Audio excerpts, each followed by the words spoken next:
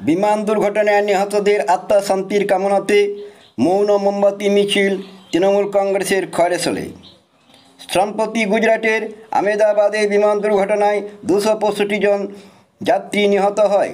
সেই নিহতদের আত্মা শান্তির কামনা করে ও তাদের পরিবারের প্রতি সমবেদনা জানিয়ে এদিন শনিবার বীরভূম জেলার খয়রাসোল ব্লকের নারকোন্দা অঞ্চল তৃণমূল কংগ্রেসের তরফে তারাপুর গ্রামে মৌন মোমবাতি মিছিল করা হলো।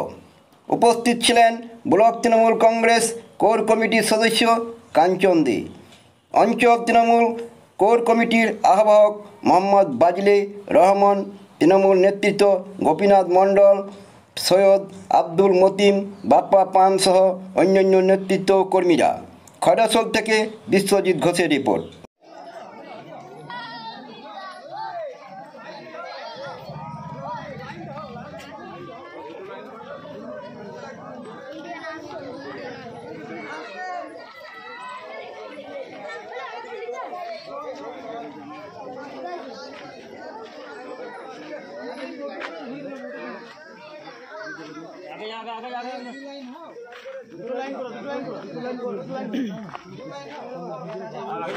आगे